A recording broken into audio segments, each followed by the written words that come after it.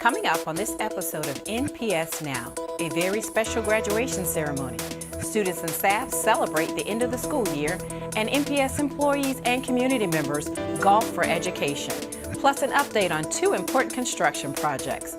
And we'll learn about an exciting new partnership that will benefit students at Booker T. Washington High School. All that and more next on NPS Now.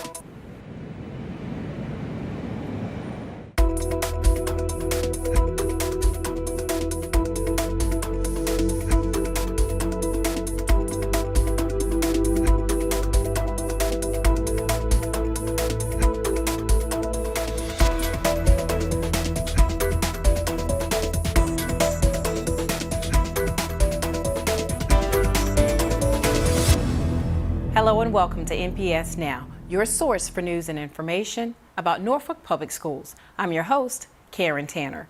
This week's show features news stories from the end of the school year and early summer. Norfolk Public Schools Open Campus, a Magic Johnson Bridgescape Academy, held its first ever graduation ceremony at the Ray and Joan Kroc Community Center in June. After an uplifting speech from Tom Jackson, the president and CEO of Edison Learning, 16 proud graduates crossed the stage and received their high school diplomas. Oh, it means so much to me. I did it for my baby boy. I did it. Magic Johnson inspired me, so they motivated me to keep going. It makes me feel good. It makes me want to tell other people to do the same thing, to be a part of this program. It helps out a lot.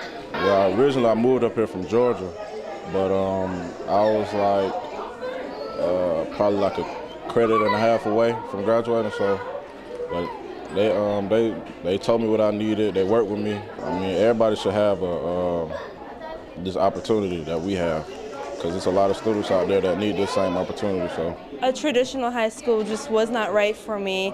Bridgescape gave me the tools and the confidence that I needed to do this, and I've learned a lot, just more than academics being here. A lot of life lessons learned. All 5 of Norfolk's high schools held their graduations in mid-June at the Ted Constant Convocation Center at Old Dominion University.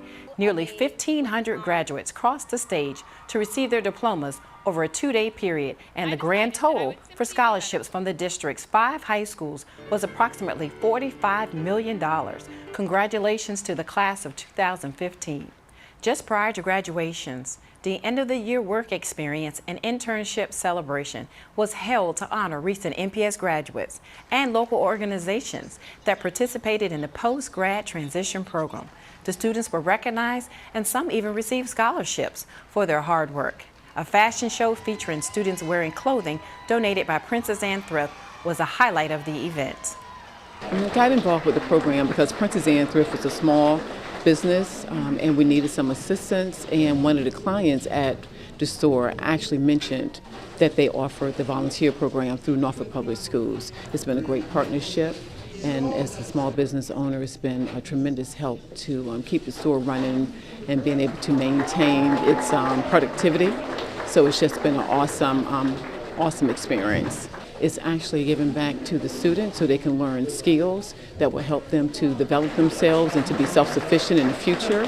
And again, it's a win situation because it helps us with our productivity as well. So we are able to coach and mentor them in all areas, and in return, they provide great services and skills for the store. A select group of custodians received a hearty lunch for a job well done. Here's the story. High-performing custodial teams came together at Captain George's restaurant for a special occasion. This is a special day for Norfolk Public Schools. All over the district, we have schools need to be clean, which is very important for us in our pursuit to educate children. These custodians in here have earned 100% cleanliness throughout the whole school year. That's very, very special. One of the hardest working groups in the school system. Many times our job not only is a thankless one, but many times there's a lack of dignity as well that goes along with the position and even the perception. So we try to elevate that by an event like this. 16 teams were recognized for having a 100% rating in their school buildings. Well, the system was devised by Mr. Rex Gay, the Director of Facilities Management. What he said he wanted was a way to get a 100% check once a month for every school, all 56 facilities that we manage within the Norfolk Public Schools district. That covers all areas of every classroom, every closet, every area within all of the district schools. The learning environment is critically important, and our custodians do a wonderful job in making sure that our buildings are ready, that our buildings are clean and ready for children to learn. For those that attended, the recognition felt good. It's a very special day. I mean, took a lot of hard work, dedication, and just put your all in what you do. You have to be a person that cares, a person that will go above and beyond in tough situations. You know, it's just a lot of dedication. You have to put your heart in it in whatever you do. I am extremely proud of my custodial staff. I know that all of the custodial team in Norfolk Public Schools works very hard and does an excellent job. But my team this year have received 5 Clean School Awards in addition to being recognized by the U.S. Department of Ed. So I am very, very proud of the job that they do every day. Every person is very important in the school system, and we need to recognize each person for what they do in our pursuit to reach our mission, which is educate children and provide the best service possible. So today, these individuals here have shown that they're willing to step to the plate and be number one in their area that they provide the services. Stakeholders and students, along with NPS faculty and staff members, partnered with the Norfolk Education Foundation for the 3rd annual Golfing for Education Classic at Sewell's Point Golf Course in Norfolk. Dozens of golfers had a great time and helped raise funds for the NEF, while high school students and their teams competed for the Superintendent's Cup. It's great. It gives students an opportunity to be around business leaders as well. It gives them an opportunity sometimes to see their principals and building leaders outside of the building, playing golf, hitting good shots, laughing and joking, so it's a good time for everybody. Oh, it's good. Yeah, I like playing with them. They good spirit, enjoy, keep root me on. Keep your head up, Caitlin. Keep going. I make a bad shot, so yeah, keep rooting me on. I think it's good for the kids. I mean, it like raises money for the kids' education. It's, you know, it's all about the way we bring up the kids and how their education is given to them. 2 new school board members and 2 returning board members were sworn in on July 1st at the school administration building by the Honorable William Williams. With the support of friends and family in attendance, the newest board members are ready to begin their 3-year terms and will strive to find ways to help improve student achievement. It's exciting, and I'll admit I'm a little nervous about the task at hand, but I'm very optimistic about the direction of our school system. I'm hoping to work with the other school board members in setting a clear set of goals and expectations and hiring a strong educational leader for our school system and begin the work to move the district forward. Well, I am honored and humbled to be a member, to even be selected as a part of the Norfolk School Board. I'm a product of Norfolk Public Schools. My grandchildren, my sisters, my mom, so it is definitely an honor. Because of my educational background, I felt like I had something to offer. And someone said, you always want to make a difference, now is the time. And so I gave it much prayer, and here I am. And hopefully in the 3 years that I served, that I can certainly do what's good for children. Sheriff Bob McCabe sent 23 of his new sheriff's deputy recruits to read and participate in fun activities at Chesterfield Academy. The students enjoyed being read to and working out with the recruits, which is part of this exciting new partnership with the Norfolk Sheriff's Office. If you have any great story ideas or events happening at your school, please be sure to contact us at npsnews@npsk12.com. More NPS Now after this. Stay tuned.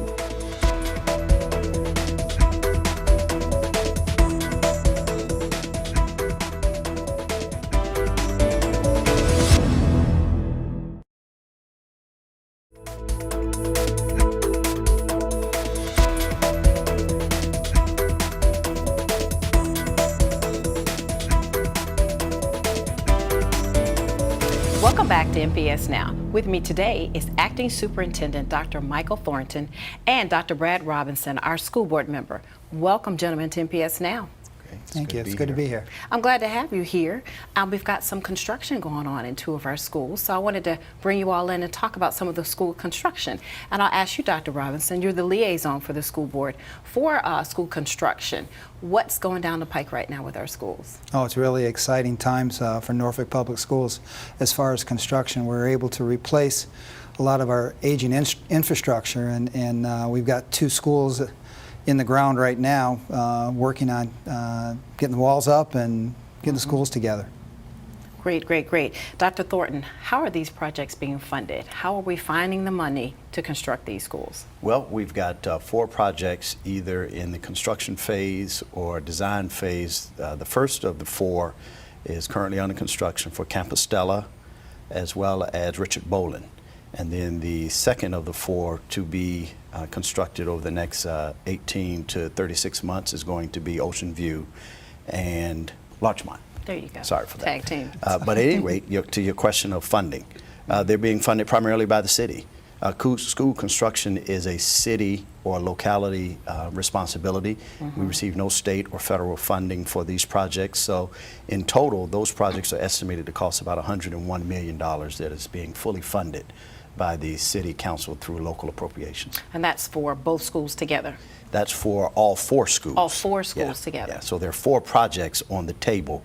2 of the 4 are currently under construction. The other 2 are still in the design phase, and they'll commence construction in the early spring of 16. Okay, great. Dr. Robinson, share with us the 2 schools that are currently under construction. Well, right now we have the school at Campostella neighborhood and the Richard Bowling School in Broad Creek are currently under construction. They've been, like I said, they're getting the walls up and the joists in and the floors poured, and they're getting ready to be dried in, as they say in construction, by the fall. So things are moving along really, really well. So who's in charge of construction for these projects? Well, SB Ballard is the general contractor for the construction of the schools through the PPEA that was signed with the city of Norfolk back last year. And they hire various subcontractors to go in and do all the work. Okay, and so when will these 2 schools be completed? Both schools are scheduled to be completed, and from what I understand is that they're ahead of schedule, but they should be completed by August of 2016. So next school year we'll be moving in to those schools. So August 2016, when did they start construction on these schools? This past winter. Past winter, This past winter? yeah. Okay, because I know we had a groundbreaking, but it's like all of a sudden I was driving down Princess Anne Road and wow, you start seeing the structure coming up. So that's why we have you on the show, because I'm sure other viewers are driving through the city and seeing this progress. Dr. Thornton, what are some of the special features that these 2 schools will have? Well, Campostella will be a STEM school specializing. It'll be a K-8 school, kindergarten through grade 8. So it's going to be a combination of a comprehensive elementary school and a comprehensive middle school. So it's going to focus on STEM in addition to the regular traditional education. And STEM is science, technology, engineering, and mathematics. So that's going to be the focus. So the building is being designed such that there'll be a lot of collaborative spaces for kids to work outside of the traditional sit behind the desk classroom.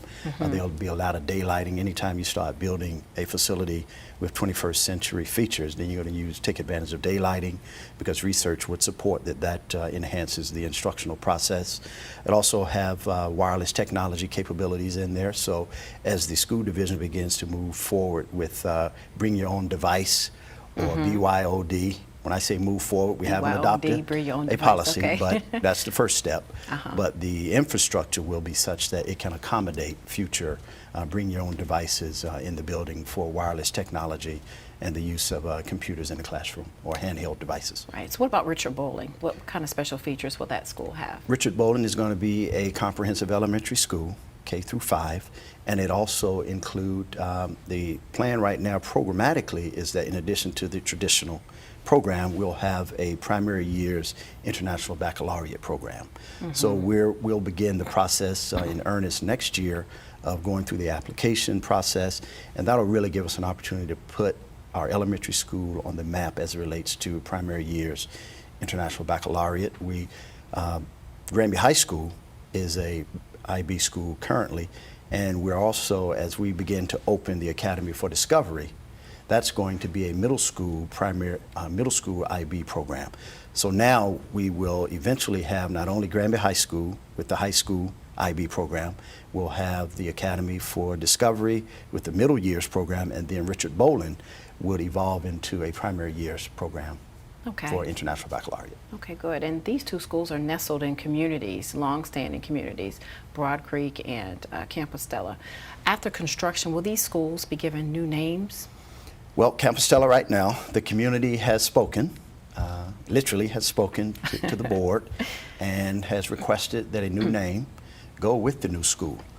So the board right now will go through the process of determining what name will eventually be a part of the new Campostella K-8 STEM school. As far as Richard Bowling right now, we haven't begun any conversation in earnest about changing the name of Richard Bowling. Right. And so far, we know it's projected to be done by August 2016, but how's it going so far? Are we still on track? Oh, absolutely. In fact, I know the Campostella School, they said they're about 2 or 3 months ahead of schedule. They brought in, Ballard brought in extra masons to get the walls up faster. There's been, if you've driven by the school, there's just a tremendous amount of work going on there. And we're looking forward to it being open for next year. Yeah, I see the progress in both areas. So what do you think the impact will be on these new buildings with that community, with both communities, really? Well, that's a great question. I think it's going to create a lot of pride. It's going to improve morale. It's going to give us 21st century teaching facilities. So these kids are going to get, these children are going to get a world-class education, even more so than what we tried to provide to the current schools. This is going to give them just a great new learning environment. Right, and you said these are the first 2 schools, so what's coming down the pipe for the next set of schools? Well, Ocean View Elementary School and then Larchmont Elementary School. So in total, again, 4 for an investment of about $101 million. And when you start building new schools in communities, then those schools become the centerpiece, oftentimes, of those communities. So when the city made the commitment to invest nearly $101 million in 4 communities, then I think it sends a message to the students, the teachers who will be in those facilities, that they're worth the investment. So I think it becomes a centerpiece. A school isn't like it used to be, where you could open it at 7 a.m. and you close it at 4 p.m. It'll open at 7, but oftentimes it'll stay open for nearly 18 hours a day, because you're going to have community activities in the building. And anytime you design 21st century buildings, you design them with the idea that it's going to be used almost around the clock. The only time it'll be closed is overnight for cleaning and preparation for the next day's activities. So weekends, evening hours, something's always going to be happening in those buildings. And you want the community to use the schools. Absolutely. Part of the They're paying for them. Right. They're investing in them, and ultimately they should have access to them. And so when will the construction of those other schools begin, Dr. Robinson? They're going to begin sometime early next year, 2016, and be completed by August of 2017. Great. It's about an 18-month process once they start construction. Well, will you guys come back and give us an update later on? It's about 6 months? Absolutely. Absolutely. Be happy to. We're glad to have you back. Thank you. All right, we want you to stay tuned for more NPS Now.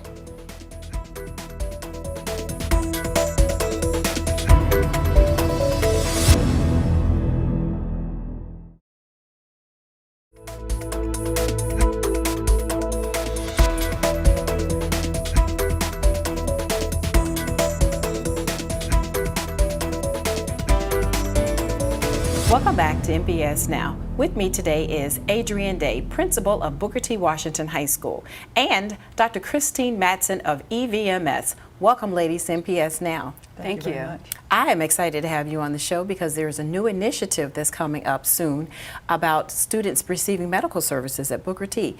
Tell me about this opportunity.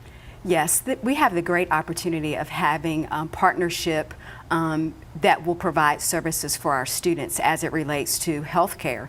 Our focus at Booker T. Washington High School is about the written, taught, and tested curriculum. It's also about attendance, behavior, and course progression, the ABCs. So we're working with our partners to ensure that our students are attending so that they can move forward academically, as well as being able to graduate from high school and be a contributing member of the community. And to be able to do that, you have to be healthy and have to come to school. Exactly. So what type of opportunities will these students have when it comes to this new student medical center?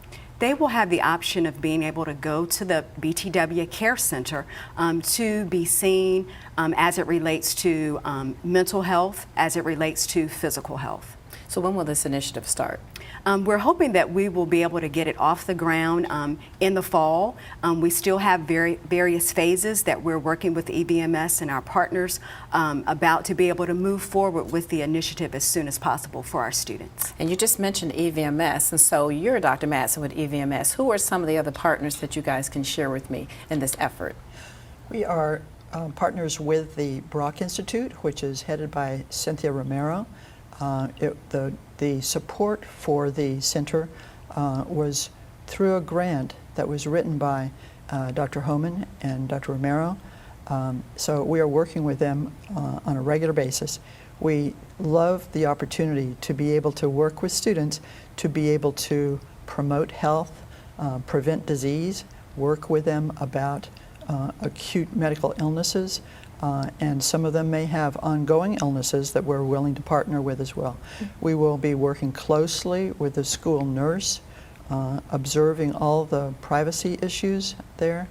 And so we look forward to being ongoing partners with Booker T. Washington in our community. How did they get selected? How did someone say, let's pick Booker T for this initiative? I believe the United Way for Children, they've been working with several of our feeder schools, and so in their research they wanted to make sure that they were looking at what would make students drop out of high school. They looked at the elementary schools, the middle schools, and so then they partnered with some of our students and had a focus group and asked our students what are some barriers. And so students were also able to give them information about barriers that would cause students not to graduate from high school. So it was really looking at data and also having a focus group. And EVMS, we see you as a partnering with some of our schools, like with Maury High School, we have the EVMS program with them, but what made you all want to get involved with this type of initiative? And I believe Optima Health is also involved. What made you all want to get involved in this? EVMS is a community-based medical school. Our mission is for our community. We were established by our community, and the idea of improving the health of our community is right in the center of our mission. We know that the services that we can provide in clinical care are important, but we also know that there are many social determinants of health, things that affect whether people can come to the doctor, just things like healthy eating, physical activity, the whole body, mind, spirit connection is important. So we're glad to be able to connect in our community beyond just providing clinical services. We want to be able to partner with all the parents and students and faculty at Booker T. Washington. That's great. And you talked about services specifically. What are some of the services that a student, I have 2 students at Booker T, so if I wanted them to receive services, what are some of the specific services they could receive? I'm sorry. No, go ahead. And piggyback off of that. Athletic physicals for our students. Last summer, we were able to provide free athletic physicals for our athletes.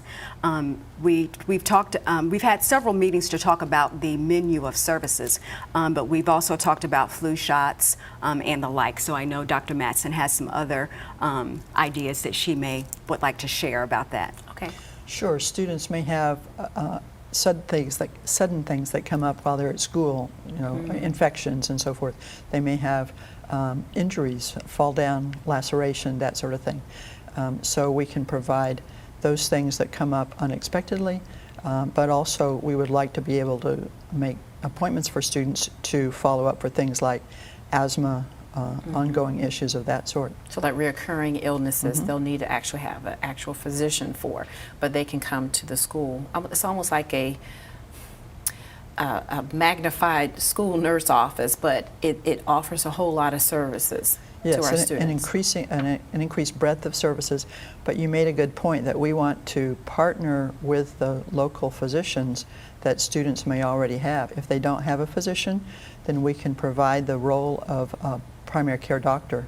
If they have a physician and we see them urgently, then we will provide follow-up information to their regular doctor so that we can keep that continuity of care. So you could serve as the primary care physician for these students? Yes. Who are some of the individuals who will be providing or offering or giving the medical attention to the students? We're using a model of an advanced practice clinician. That will be a nurse practitioner or a physician assistant with backup from a faculty at EVMS in the Department of Family and Community Medicine. Wow. So why is it important, Adrian, you think, to have this type of service housed in Booker T. Washington High School? I think it's very important that we focus on the whole child. In order for our students to perform academically in the classroom, if they have other barriers, we want to make sure that we are providing all of the care that we can for our students. It's so important that if they come in with a need, we want to be able to provide the school nurse, we want to be able to provide the school counselors, but it's always great to have additional resources. So this will provide additional resources for our students. Right. As many resources as we can give our students, health care, being able to share with them that you have to take care of yourself, I believe that all adds to what our students need in order to be successful citizens. So we are excited about the partnership because we want to make sure that we are providing services for our students, as many resources as we can give them. That's what we would like to give them. That's great, and this is a great initiative. What if a parent's watching this and say, I have a child at a middle school that feeds into Booker T? Would they be able to bring their child in for medical services, or it's strictly for our Booker T students? It is strictly for Booker T. Washington students, and it's not about the adults stating that. Our students stated in the focus group is that they really want it to be a place for them. And so that is how we're starting out. It's for Booker T. Washington students. And we know the importance of the community and the family, but we really want to focus on the Booker T. Washington student. Great. And Dr. Madsen, do you think you'll expand this program after seeing how successful, because we're claiming success at Booker T, that it would expand to other schools here in Norfolk?